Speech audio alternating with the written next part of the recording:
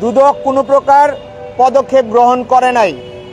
আমরা এই দুর্নীতির খবরগুলো যখন আমাদের দৃষ্টিগোচর হয় গণমাধ্যমের মারফতে, তখন আমরা বিগত আপনার 27 এপ্রিল বাংলাদেশ যুব অধিকার পরিষদের পক্ষ থেকে মার্চ টু দুদক কর্মসূচির মধ্য দিয়ে দুদকের বিরুদ্ধে আমাদের অবস্থান, জনগণের উদ্বেগ সহ বর্তমান সরকারের করণীয় কি হতে পারে সেই বিষয়ে আমরা দুদকের কাছে স্মারকলিপি প্রদান করেছি। দুদক আমাদেরকে আশ্বস্ত করেছিলেন, দুদকের পরিচালক আমাদেরকে আশ্বস্ত করেছিলেন দুর্নীতির বিরুদ্ধে তারা জিরো টলারেন্স দেখাবে।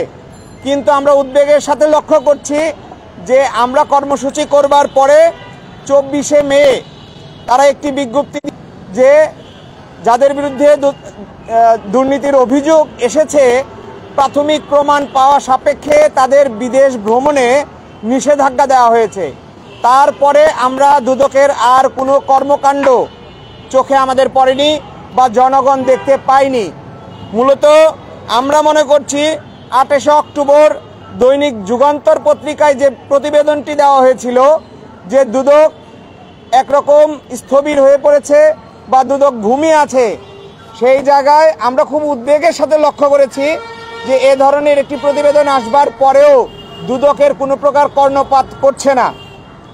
এই অবস্থায় বাংলাদেশ যুব অধিকার পরিষদ মনে করছে যে দুদক এইখানে একটি অশুভ ছায়ার আধিপত্যে বা যে অরাজনৈতিক সরকার ক্ষমতায় আছে তাদের প্রভাবে দুদক কোনো কাজ করতে পারছে না। আপনারা লক্ষ্য করবেন যে যুগান্তরে সেই প্রতিবেদনটিতে বলা হয়েছিল দুদকের যিনি পরিচালক আছে মইদুল ইসলাম, তিনি যুগান্তরকে বলেছিলেন যে সরকার যেমনভাবে চালাতে চায় তেমনিভাবেই দুদক চলে, এটি দুদকের ব্যবহারের ট্রেডিশন, সরকারের মর্জি মেজাজ বুঝে দুদক কাজ করে, এটাই দেখে গেছে। বর্তমানে ক্ষমতাসীন যারা আছেন তাদের বিরুদ্ধে কিছু করা হোক এমন সামাজিক এবং রাজনৈতিক অবস্থাও নেই। অতীতেও এরকম ছিল। এই অভাবের কারণে দুদকের এমন মাজা ভাঙা অবস্থা। আমরা উদ্বেগের সাথে লক্ষ্য করছি যখন রাজনৈতিক সরকার ক্ষমতায় থাকে তখন তাদের প্রভাবেও দুদক তার কাজটি করতে পারে না। 5 আগস্টের গণঅভ্যুত্থানের পরে এত জীবন বিপন্ন করে যারা এই গণঅভ্যুত্থান সংগঠিত করেছে, তারপরে আমরা দেখতে পেরেছি দুদকের একই অবস্থা। রাজনৈতিক সরকার ক্ষমতা থাকাকালীন সময়ে রাজনৈতিক প্রভাবে যদি দুদক কাজ করতে না পারে, এখন একটি অরাজনৈতিক সরকার ক্ষমতায় আছে, এখনো আমরা দেখতে পাচ্ছি দুদক তার কাজ করতে পারছে না। দুর্নীতির বিরুদ্ধে তার যে অবস্থান, দুর্নীতি দমনে তার যে ভূমিকা, সেই ভূমিকা আমরা দেখতে পাচ্ছি না। অতএব এটি আমাদের জন্য খুবই উদ্বেগজনক। এখন কারা প্রভাব খাটিয়ে এই দুদকের তদন্ত বিচার কাজ দুর্নীতির বিরুদ্ধে কারা স্থবির করে রাখে বাংলাদেশ যুব অধিকার পরিষদ তথা বাংলাদেশের জনগণ তা জানতে চায়। আমরা আরো গভীরভাবে পরিলক্ষণ করেছি যে উপদেষ্টাদের পিও, এপিও, পিএস, এপিএস তারা যে দুর্নীতি করেছে, এই দুর্নীতির সাথে যে আমাদের উপদেষ্টারা জড়িত না সে বিষয়ে কিন্তু আমরা কোনো পরিষ্কার ধারণা পাইনি। আমরা ধারণা করছি যে এই পিএস, এপিএসদের এত ক্ষমতা ছিল না তারা টেন্ডার বাণিজ্য করবে, তারা বদলি বাণিজ্য করবে, তারা নিয়োগ বাণিজ্য করবে। অতএব তারা এই উপদেষ্টাদের ক্ষমতাকে ব্যবহার করেই এ ধরনের অনৈতিক কাজ, অবৈধ কাজ এবং দুর্নীতির সাথে জড়িয়েছে। দুদকের দায়িত্ব ছিল গভীরভাবে পর্যবেক্ষণ করা, তদন্ত করা এবং এই বিষয়গুলোকে সামনে নিয়ে আসা, কার দায় কতটুকু তা স্পষ্ট করা। কিন্তু দুদক এক প্রকার ঘুমিয়ে আছে, তার ঘুম ভাঙানোর মতো কেউ নাই। অতএব বাংলাদেশ যুব অধিকার পরিষদ আগে যেভাবে দুর্নীতির বিরুদ্ধে তার অবস্থান জারি রেখেছে, তার সংগ্রাম জারি রেখেছে, এখনো যুব অধিকার পরিষদ মনে করে সেই সংগ্রামের প্রয়োজনীয়তা ফুরিয়ে যায়নি। অতএব এই দুদককে বাধ্য করতে হবে। এই দুদককে যদি আমরা বাধ্য করতে না পারি তাহলে বছরের পর বছর যাবে, শুধু তদন্ত চলবে এবং দুর্নীতিবাজরা দায় মুক্তি পাবে। অতএব আমরা সেটি হতে দিতে পারি না। এদেশের তরুণ সমাজ যোদ্ধারা যারা গণ অভ্যুত্থানে নিজেদের জীবনকে বিপন্ন করেছে, যারা আহত হয়েছে, তারা এই বাংলাদেশ কামনা করে, এই দুদক কামনা করে, এই দুর্নীতির প্রত্যাশা করে তারা এই গণ অভ্যুত্থান করে নাই। অতএব যারা গণ অভ্যুত্থানে জড়িয়েছে যারা এই দুর্নীতির সঙ্গে সম্পৃক্ত ছিল, যারা এই দুর্নীতিতে সহযোগিতা করেছে, যারা অবৈধ ক্ষমতা প্রয়োগ করেছে, তারা মূলত এই গণ অভ্যুত্থানের বিরুদ্ধে অবস্থান গ্রহণ করেছে। এই গণ অভ্যুত্থানের চেতনাকে তারা ভুলুণ্ঠিত করেছে। অতএব সেই জায়গা থেকে আমরা বলতে পারি যে এই দুর্নীতির দায়ে যারা অভিযুক্ত তাদের বিরুদ্ধে তদন্ত করতে হবে।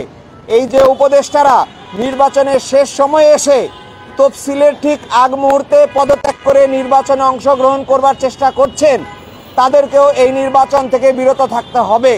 কারণ তারা উপদেষ্টা থাকাকালীন সময়ে তাদের পিওরা দুর্নীতি করেছে, তাদের ক্ষমতাকে ব্যবহার করে, তাদের প্রশ্রয়কে ব্যবহার করে। অতএব তারা এখন নির্বাচনে অংশগ্রহণ করে তাদের সেই অবৈধ অর্থ বিনিয়োগ করে তারা নির্বাচন করবে না, এই গ্যারান্টি এই রাষ্ট্র আমাকে দিতে পারে নাই, এই সরকার দিতে পারে নাই। অতএব তারা যেই সরকারের অধীনে তারা উপদেষ্টা ছিল, সেই সরকারের তফসিলেই, সেই সরকারের অধীনেই তারা নির্বাচনে অংশগ্রহণ করে এক ধরনের নির্বাচনী মাঠে বৈষম্য তৈরি করেছে। এই বৈষম্যের সুযোগ তাদের থাকা উচিত নয়। এটি সরকারকে গভীরভাবে পর্যালোচনা করতে হবে। এবং দুদকের প্রতি আমাদের আহ্বান যে এই উপদেষ্টারা কোনো দুর্নীতি করেছে কিনা, এই উপদেষ্টাদের ক্ষমতা ব্যবহার করে তারা কোনো দুর্নীতি করেছে কিনা, এই উপদেষ্টারা সরাসরি কোনো নিয়োগ বাণিজ্য, কোনো বদলি বাণিজ্য, কোনো অবৈধ টেন্ডারবাজি জড়িত ছিল কিনা, সেটি এই দুদককেই প্রমাণ করতে হবে, খুঁজে বের করতে হবে, তদন্ত করতে হবে এবং বিচারও ত্বরান্বিত করতে হবে। যতক্ষণ পর্যন্ত তারা বিচার নিষ্পত্তি করতে না পারবে, ততক্ষণ পর্যন্ত এই উপদেষ্টাদের নির্বাচনে অংশগ্রহণ করবার কোনো সুযোগ থাকা উচিত নয় বলে বাংলাদেশ যুব অধিকার পরিষদ মনে করে। অতএব আমাদের দাবি স্পষ্ট, নাগরিক হিসেবে তারা নির্বাচনে অংশগ্রহণ করতেই পারে, কিন্তু তারা যেহেতু এই সরকারের উপদেষ্টা হিসেবে এই দায়িত্ব পালন করেছে এবং তাদের এপিএসদের দুর্নীতির বিষয়টি সামনে এসেছে, অতএব যতক্ষণ পর্যন্ত এই দুর্নীতির অভিযোগগুলো এবং এই দুই উপদেষ্টা যতক্ষণ পর্যন্ত দুর্নীতি দমন কমিশন তাদের দুর্নীতি তদন্ত করে নিষ্পত্তি না করবে, ততক্ষণ পর্যন্ত এদের নির্বাচনে অংশগ্রহণ করবার সুযোগ থাকা উচিত নয়। অতএব আমরা সেই দাবিটি আপনাদের সামনে উত্থাপন করছি। আমরা দেখেছি যে দুই উপদেষ্টা পদত্যাগ করছেন, সেই দুই উপদেষ্টার যে কারো বাবার ক্ষমতার আধিপত্য আমরা দেখেছি, আপনাদের মিডিয়া মারফতে আমরা বিষয়গুলো সামনে এসেছে, আমরা দেখেছি। আবার কারো ভাইয়ের আধিপত্যের বিষয়টা আমরা দেখেছি। ক্ষমতার অপব্যবহারের যে প্রশ্নগুলো এসেছে, সেই প্রশ্নগুলো এখনো নিষ্পত্তি হয় নাই। অতএব এর সুরাহা না হওয়া পর্যন্ত তারা যে নির্বাচনে অংশগ্রহণ করে এই প্রশাসনকে ব্যবহার করবে না, অবৈধ সম্পদ ব্যবহার করবে না এবং অবৈধ সম্পদ উপার্জন করে নাই, সেটি দুদক এবং এই সরকারকেই নিশ্চিত করতে হবে বলে আমরা বিশ্বাস করি। এবং সেটি না করা পর্যন্ত এদের নির্বাচনে অংশগ্রহণ করবার কোনো সুযোগ আছে বলে বাংলাদেশ যুব অধিকার পরিষদ মনে করে না। অতএব আমরা অনতিবিলম্বে এদের বিরুদ্ধে দুর্নীতি দমন কমিশনের তদন্ত চাই এবং বিচার প্রক্রিয়া সম্পন্ন দেখতে চাই। অতএব দুর্নীতির বিচার যতক্ষণ পর্যন্ত সম্পন্ন না হবে, ততক্ষণ পর্যন্ত এদেরকে আগামী সংসদ নির্বাচন থেকে বিরত থাকতে হবে। আপনাদের কি কোনো প্রশ্ন আছে?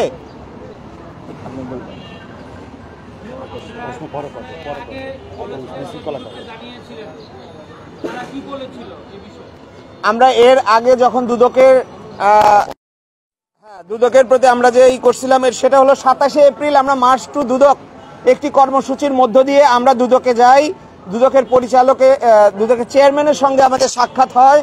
তিনি আমাদেরকে আশ্বস্ত করেছিলেন দ্রুততম সময়ের মধ্যে তারা এই বিষয়গুলো তদন্ত করবেন এবং বিচার প্রক্রিয়ায় নিয়ে আসবেন। কিন্তু তার পরবর্তীতে আমরা তাদের কোনো কার্যক্রম দেখি নাই। আমরা সেই প্রেক্ষিতেই আবার দুদকে গিয়েছিলাম তাদের সঙ্গে কথা বলতে।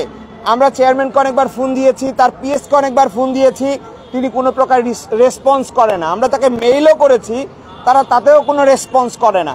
পরবর্তীতে আমরা যখন দুদকে গিয়েছি, সেখানে গিয়েও আমরা দেখতে পেরেছি যে তারা শুধুমাত্র আমাদেরকে আশ্বস্ত করছে এবং তারা বলছে যে তদন্ত চলছে। এই তদন্ত চলছে, এটা তো আমরা স্বৈরাচার ফ্যাসিবাদী হাসিনার আমলেও শুনেছি যে তদন্ত চলছে। বছরের পর বছর গিয়েছে, সে তদন্ত শেষ হয়নি। দুর্নীতির কোনো দায়ের নিষ্পত্তিও হয়নি। অতএব আমরা যদি এখনো একই ধরনের কথা দুদকের কাছ থেকে শুনি যে তদন্ত চলছে, তাহলে একটি গণ অভ্যুত্থান পরবর্তী রাষ্ট্র বা সরকারের কি দায় থাকলো, বা আমরা তাদের কাছ থেকে কি আশা করতে পারি? তারা যদি সেই হাসিনার মতোই বা হাসিনা সরকারের মতোই আমাদেরকে তদন্তের অজুহাতে শুধুমাত্র কালি ক্ষেপণ করে। তো সেই প্রেক্ষিতে আজকে আমরা সংবাদ সম্মেলন করে জানালাম আমাদের সভাপতি সাহেব আছেন, তিনি কর্মসূচি ঘোষণা করবেন, আমরা আমাদের পরবর্তী কর্মসূচি ঘোষণা করব এবং এই কর্মসূচি লাগাতার কর্মসূচিতে আমরা রূপ দেব।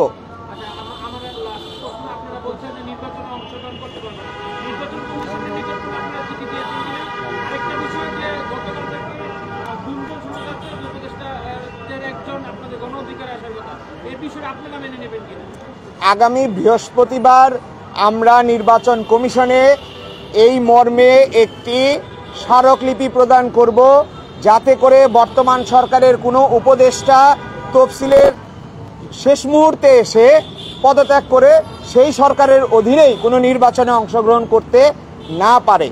আগামী বৃহস্পতিবার বাংলাদেশ যুব অধিকার পরিষদের পক্ষ থেকে নির্বাচন কমিশনে আমরা এই মর্মেই স্মারকলিপি প্রদান করব। আর যে বিষয়টি বললেন সেটি হলো কোনো ব্যক্তি চাইলেই গণ অধিকার পরিষদে যুক্ত হতে পারে, এখানে কোনো বাধা নেই। বাংলাদেশের যে কোনো নাগরিক তিনি যদি প্রাপ্তবয়স্ক হন অবশ্যই তিনি রাজনৈতিক দলে যুক্ত হতে পারেন, সেক্ষেত্রে গণ অধিকার পরিষদে যুক্ত হওয়ার ব্যাপারে আমাদের কারোর ব্যাপারে কোনো আপত্তি নাই। তবে আমাদের ব্যক্তির দুর্নীতির দায়ের প্রতি আপত্তি আছে। এই রাষ্ট্রে, এই দেশে এই গণ অভ্যুত্থানের চেতনা, তার যে দায়, সেই দায়কে তিনি লঙ্ঘন করে কিনা, সেটি দুর্নীতির বিচার করার দায়িত্ব গণ অধিকার পরিষদের না। আমরা সরকারকে চাপ প্রয়োগ করতে পারি, আমরা সরকারকে বাধ্য করব যাতে তারা এই দুর্নীতির দায়ে যারা অভিযুক্ত তাদের বিচারকে সম্পন্ন করেন।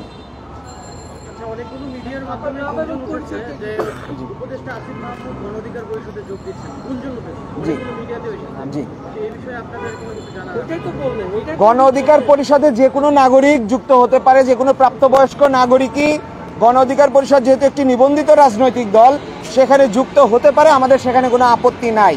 তবে ব্যক্তির যে দুর্নীতি, সেই দুর্নীতি বিচার করবার দায়িত্ব এই রাষ্ট্রের। আমরা রাষ্ট্রকে সেই বিষয়ে অবহিত করব, আমরা রাষ্ট্রকে সেই বিষয়ে বাধ্য করবার জন্য আমাদের যে সকল কর্মসূচি গ্রহণ করা দরকার আমরা সেটাই করব।